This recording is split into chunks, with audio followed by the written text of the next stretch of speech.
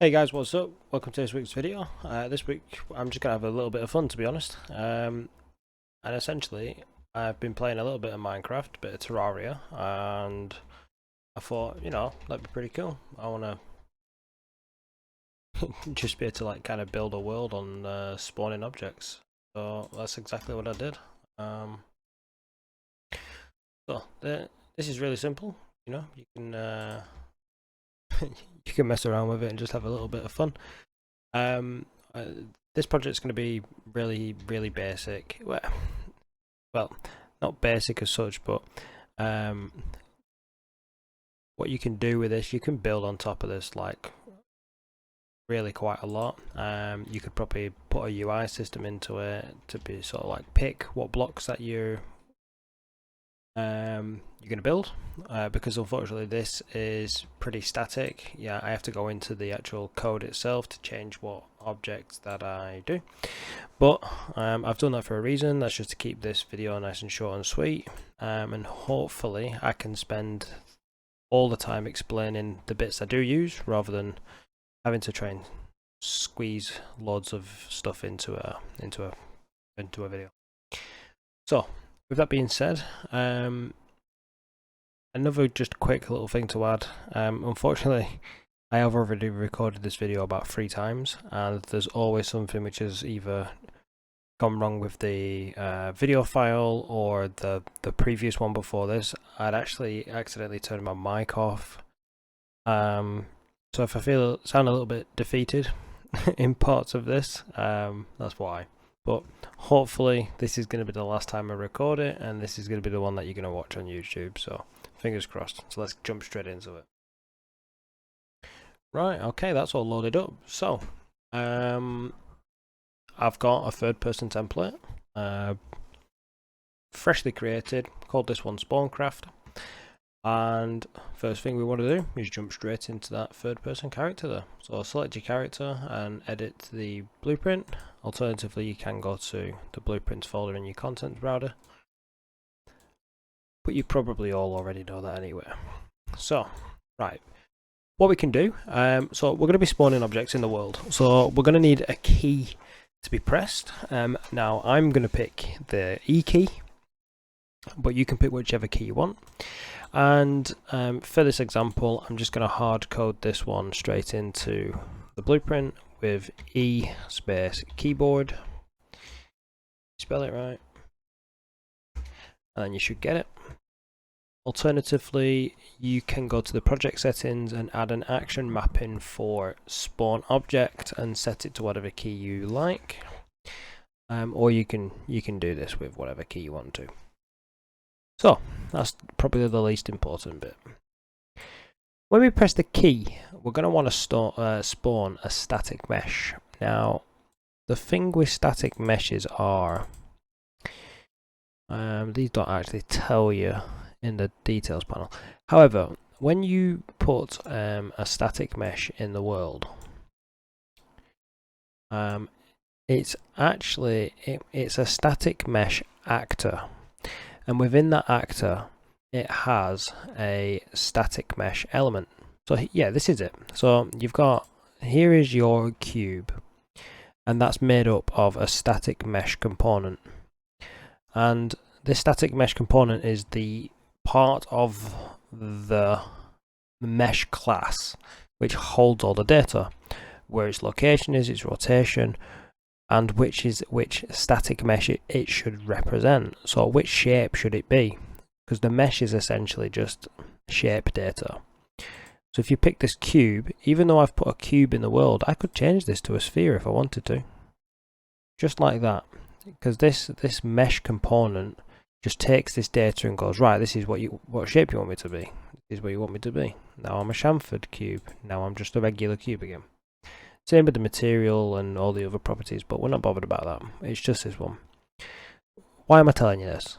Because what we're going to actually have to do, we're going to need to spawn a static mesh actor class, which is going to be completely blank. All of this is going to be, clear, zero, nothing, and it's going to be like this. It's going to be void. There's going to be nothing in the world. So Now you may understand that a little bit. You'll understand the path we're going to have to take for this.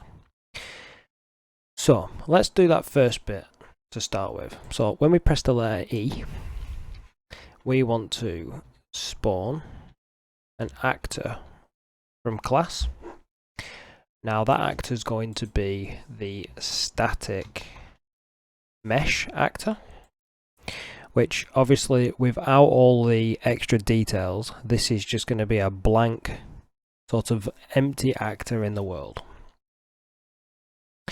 Now one other thing before we proceed,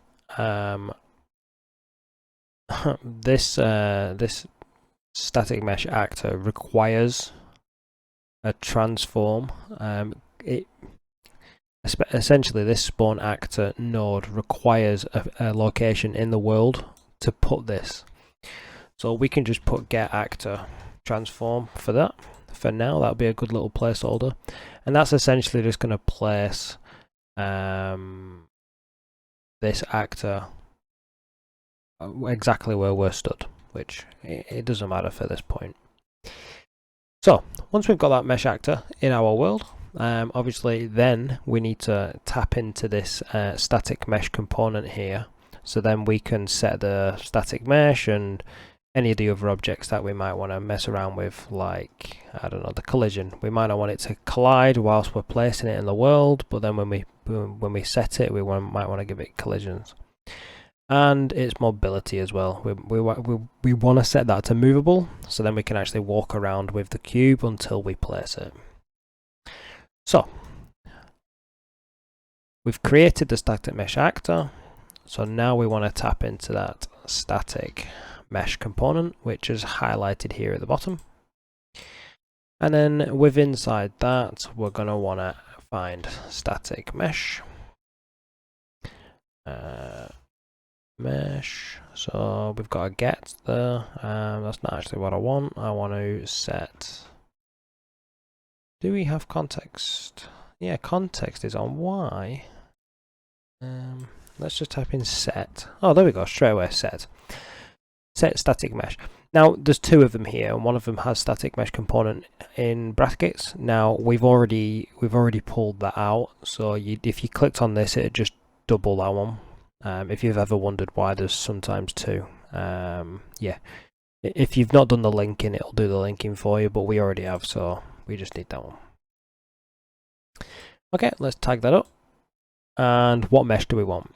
So this is where I said I've left this a bit bare bones. We actually have to manually pick which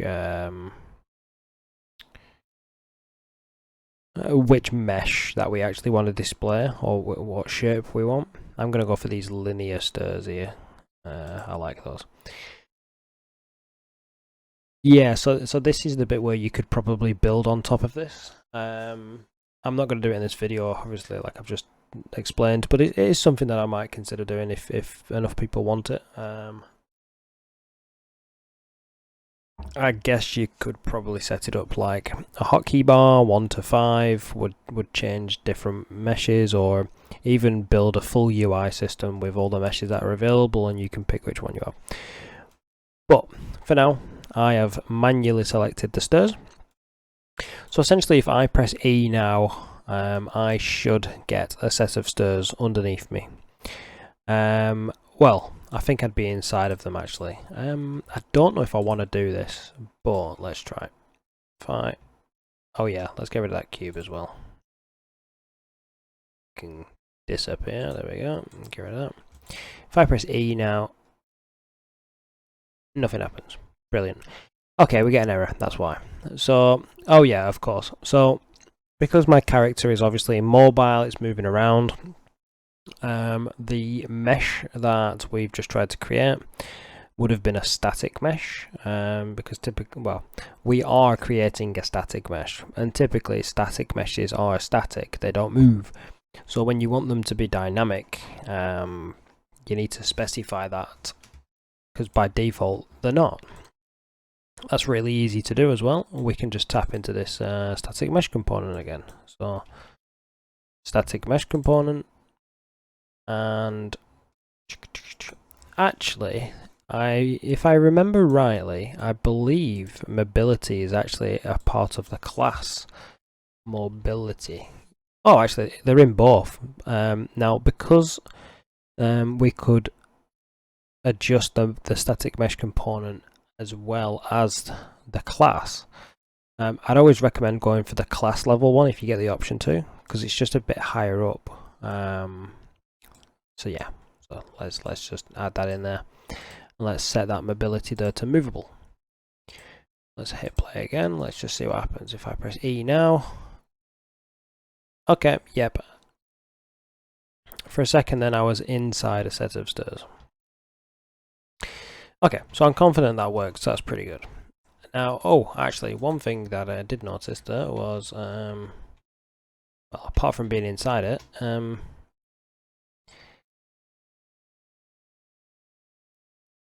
well, I guess that's the least of our problems. I was going to say we can't walk through it, but to be fair, it's not stopping me of anything, so what the heck. The next thing, though, which it is a problem, really. We want to be able to walk through it until we've said, you know what, this is where I want to put it in the world. Because later on, when we get to aim wherever we put it, if we decide to look underneath our feet, it's going to throw us all over the place, and we don't want that. So, another quick one, let's set the collision. So let's type in set collision. Let's see if it just comes straight up with the mesh component. There we go. Set collision enabled, static mesh component. That's exactly what I want. And I'm actually going to put it... I'm moving this bit, to be honest. And then I'm going to move that independently. I'm going to put it there because I'm thinking we should do the mobility and the collision and all that before we actually give it a visual shape. Whoops. So let's grab that, let's plug that in. And there we go. Collision type, no collision. So we don't want a collision to start with. So now if I press E, I should just be able to walk straight through it. That's perfect. Okay. So we've created the class, we've set a few things about it, and then we've actually given the actor a shape. Brilliant. So now what we need to do is we need to be able to change its location based on wherever we're looking. So we can do that with what's called a raycast. Now, a raycast are commonly used in many games actually for finding locations of like stuff to interact with, how close you are to something, even in games like Call of Duty where like your weapons, a raycast would come from the gun until it hits a player, or if or not it hits a player, I guess, and it just shoots a laser beam essentially across the map until it hits something or not, and then reports back what it hit, where it hit, how far was it, and stuff like that. But we can use that to sort of say, like, look for a surface around me that I can place my spawned object on. So, to do that, we need to create a raycast every split second, just to find what we're looking at and update our shape. Now, you need something that's going to continually repeat. Now, sometimes people think to use the tick, and you know, I really recommend against using the tick because it's not got a lot of longevity in it. If you start tagging everything to a tick, your game's really going to suffer when it gets bigger and bigger, or when you publish it. Many people know that, but for those that don't tag everything onto tick. But if you really don't have a choice, until you find a better way of implementing it, I guess you can use tick. But in this case, we don't need to use tick. We can use what's called a set timer. So we're going to do timer by event, and this is pretty much a tick, but you get to pick when it ticks.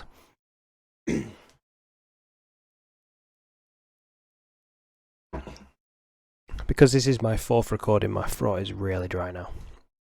So I might have to keep taking little tea breaks of that. Okay, so yeah, this is basically a tick, but you get to pick when it ticks and what it does with even more power, really. You get to stop the tick if you want and stuff like that.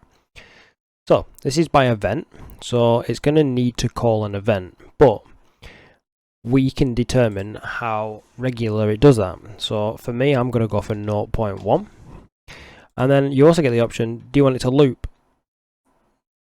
Well, in my instance, yes, because I want it to continue to do it. You can also delay the start and add some variance to that delay, but in this instance, I don't need to do that.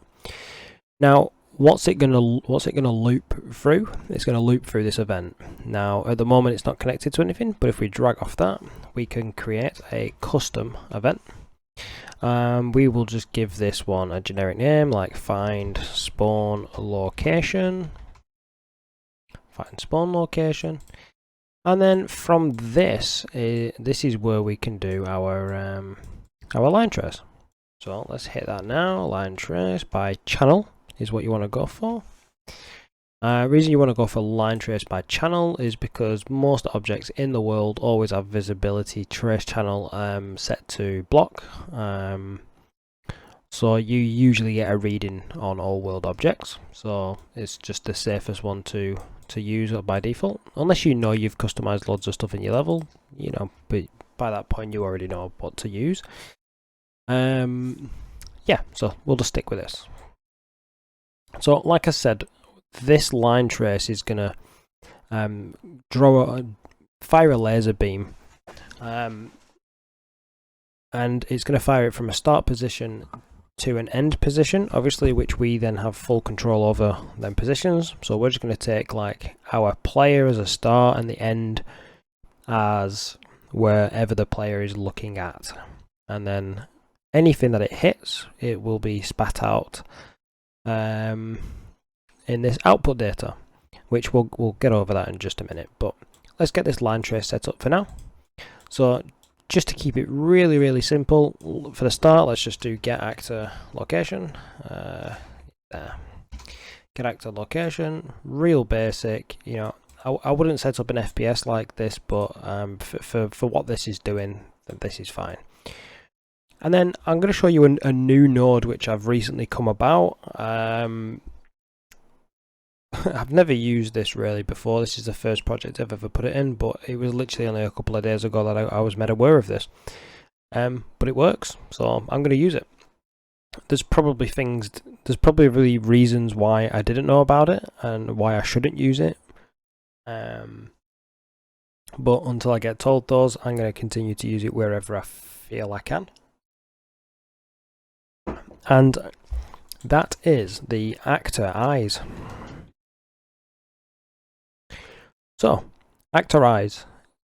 This gets the point of view from the actor's eyes position on its head. And that is brilliant.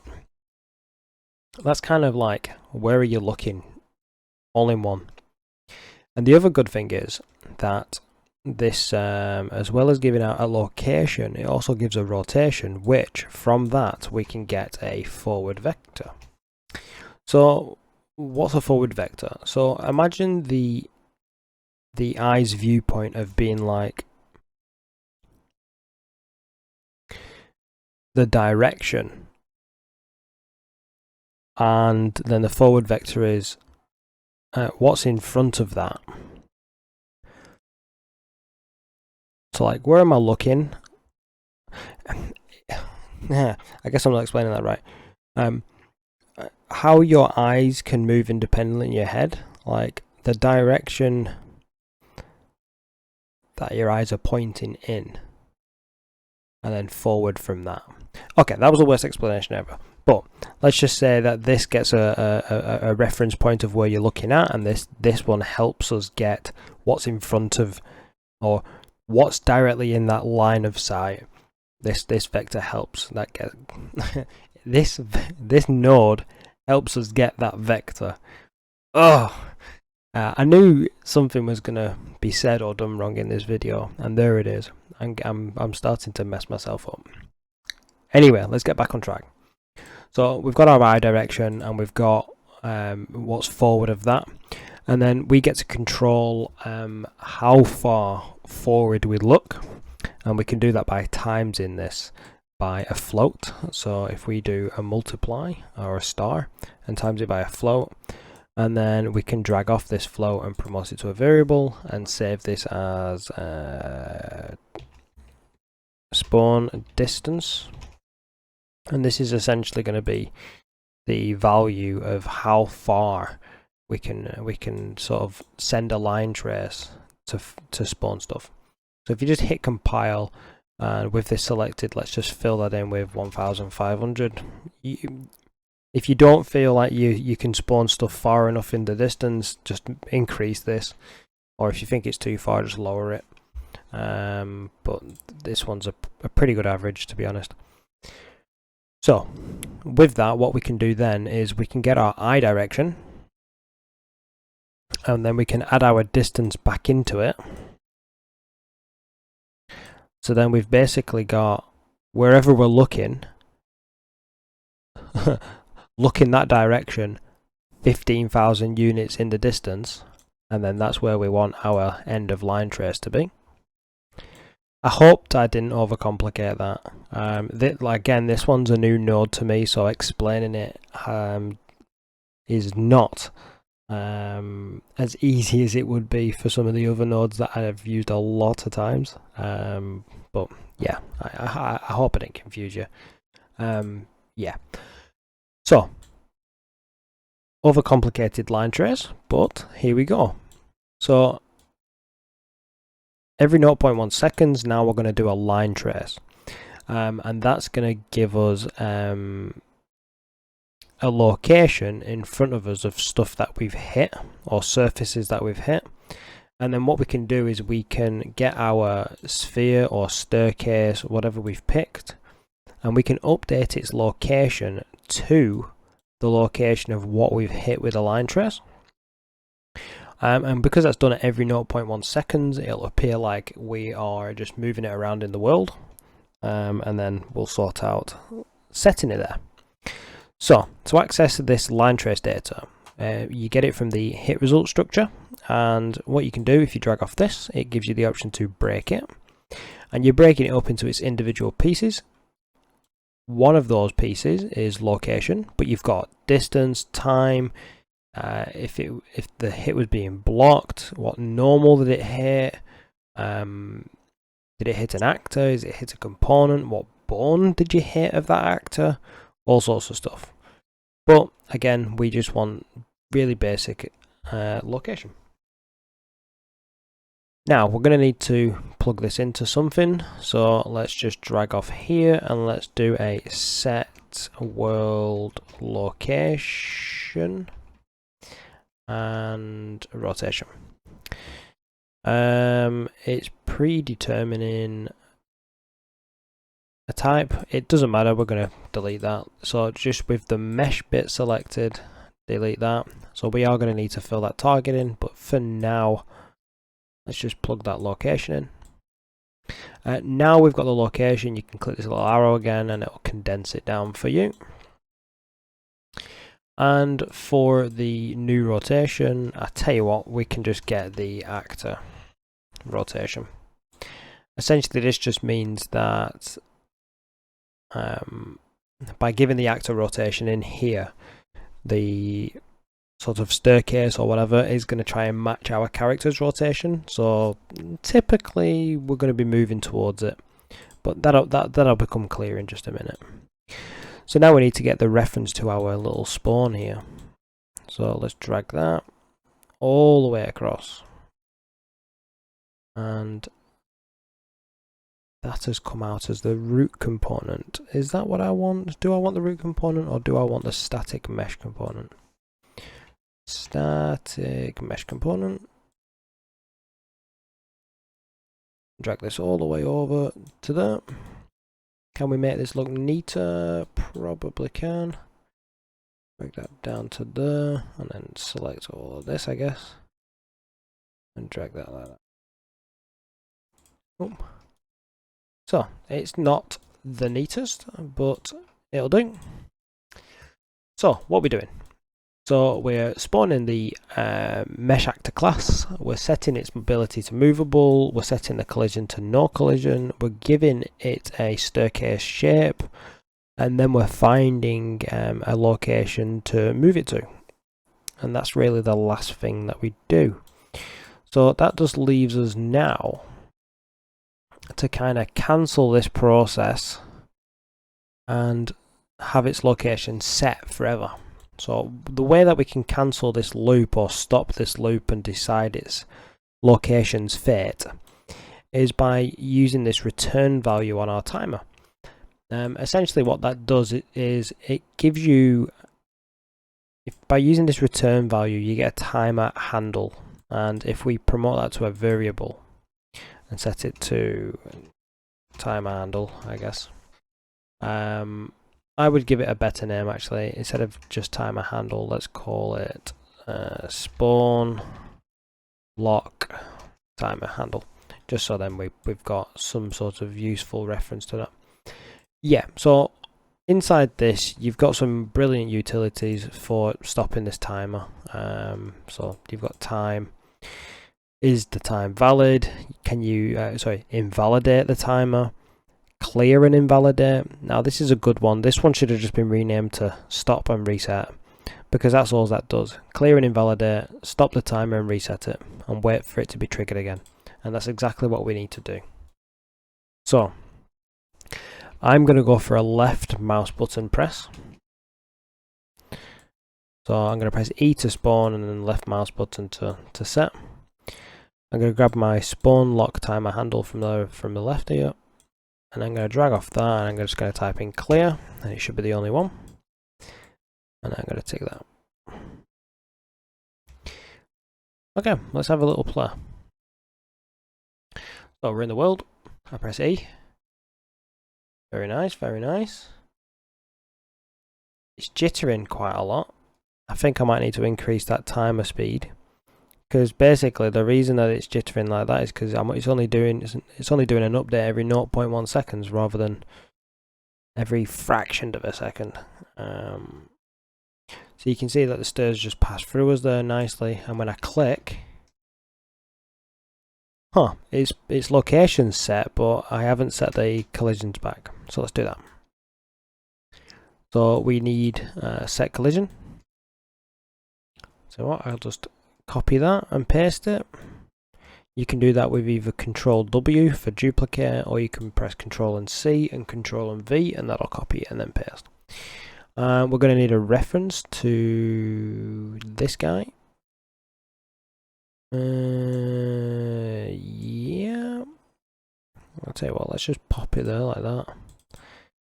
And if I use a reroute node there, and a reroute node, yeah, like this.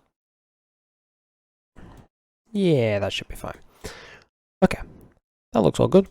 Now, just a note, obviously I've used left mouse button there, but you can do a few funny bits and pieces with this letter E. You could have the letter E, sorry, you could have any key, I guess. You could have right mouse button.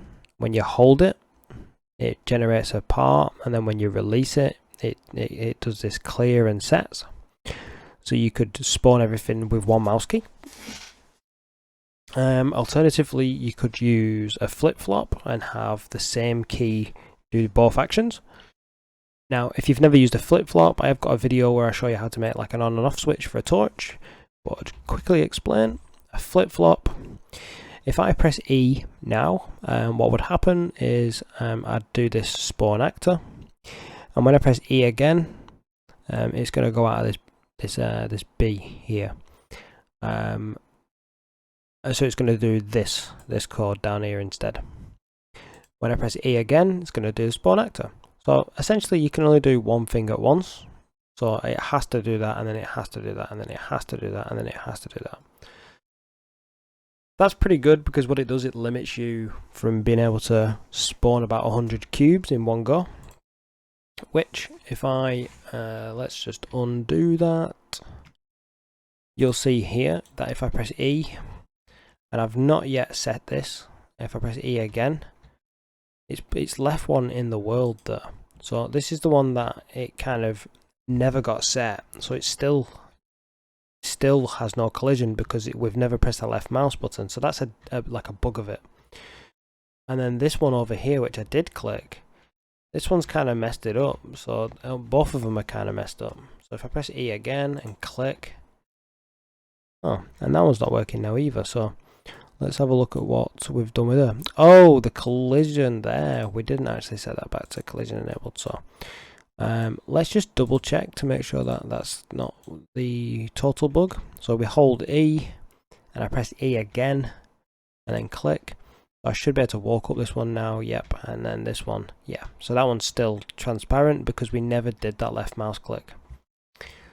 So another way you could do it is do once. So as the name implies, it will do this code once until it receives a reset command. And a reset couldn't be any easier as well. If I just highlight all this, and I'm doing this to make it look neater in just a minute.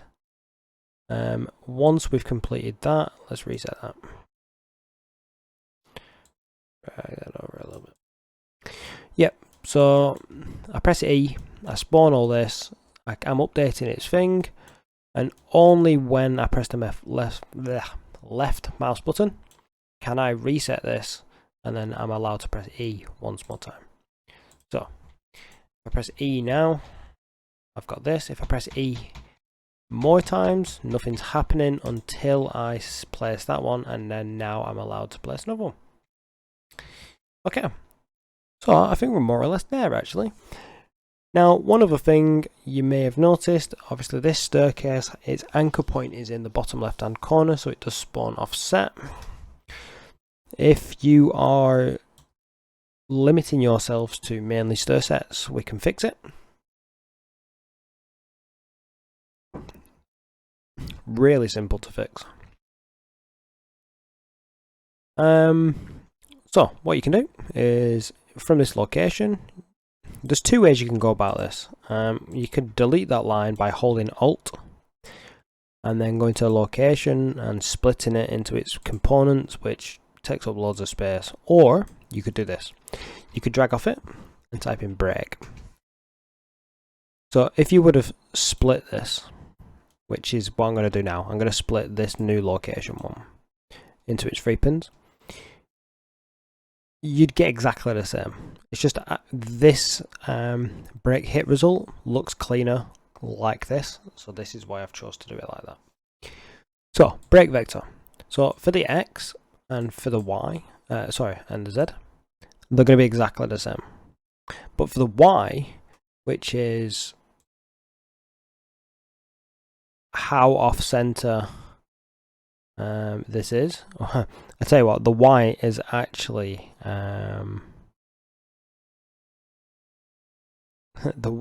that's weird. I've left the Y unattached, and that's actually produced a really interesting and unintentional bug. But anyway, yeah, so the Y was actually our issue. So if we minus about 100 and I'm already doing minus, 125 from the value I was passing in from the location, that should artificially center up your staircase. So there you go. Your staircase is now center rather than offset. Yep, that will cause problems with other meshes that are centered properly. So do that at your own risk. But I think that in its most basic form is how you would spawn individual objects. Let's set that to a sphere now. That is how you would spawn objects, and yeah, I guess now you can go around and have a little bit of a play with it. So I'm going to stop having fun there. I'd love to see if people build on top of this and create sort of like a UI to select what assets that you put out. You know, if you're really, really, really creative, you could probably make sort of like a build your own world game. That'd be really neat. That'd be really interesting to see. Anyway, yeah. I'm going to stop rambling before I end up saying something that messes this video up. But like always, thanks for watching. If what you saw in this video today helped you, please consider giving me a like. Also, if you want to drop a message down below in the comment section, I always reply to almost all of my comments. I say almost because one or two I've slipped through in the last couple of months.